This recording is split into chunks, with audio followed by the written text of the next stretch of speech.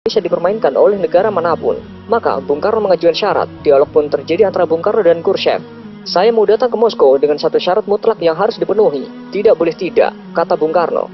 Khrushchev pun balik bertanya, apa syarat yang Paduka Presiden ajukan? Bung Karno menjawab, temukan makam Imam Bukhari, saya ingin menziarahinya. Tentu saja Khrushchev yang komunis tulen pun sangat bingung. Siapa Imam Bukhari, pikirnya.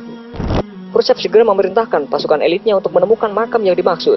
Ternyata hasilnya nihil. Khrushchev kembali menghubungi Bung Karno. Maaf Paduka Presiden, kami tidak menemukan makam orang yang Paduka cari. Apa Anda berkenan mengganti syarat Anda? Bung Karno pun tersenyum sinis. Kalau tidak ditemukan, ya sudah, saya urungkan niat untuk ke negara Anda.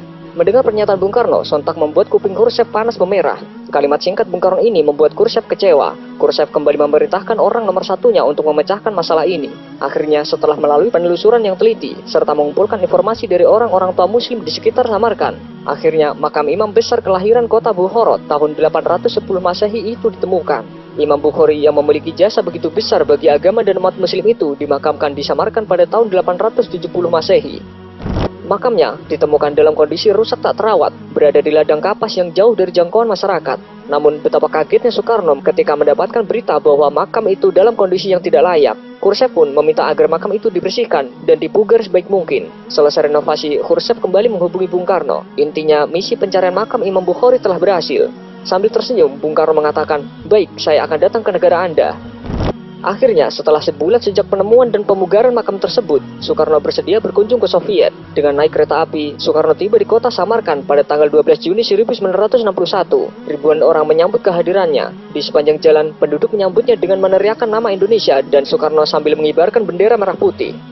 Sehari sebelumnya, puluhan ribu orang juga menyambut kehadiran pemimpin besar revolusi Indonesia ini di kota Tashkent, ibu kota Uzbekistan. Indonesia adalah satu-satunya negara yang hingga kini sangat dihormati oleh penduduk Uzbekistan dan Samarkand khususnya.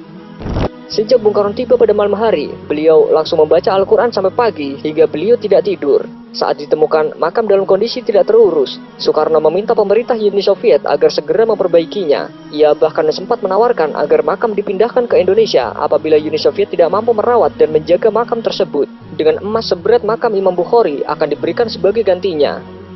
Versi lain yang berkembang di Uzbekistan menyebutkan berkat Soekarno, makam Imam Bukhari dipugar besar-besaran. Dulunya makam itu tidak terlihat kemegahannya, tetapi jelang ziarah Soekarno, makam dibersihkan dan direnovasi hingga tampak megah. Sejak saat itu, pihak Barat pun menilai kunjungan Soekarno ke Moskow tak hanya untuk urusan politik, melainkan juga ziarah. Dan hal ini juga menunjukkan kepada mata dunia bahwa Indonesia tidak bisa diatur.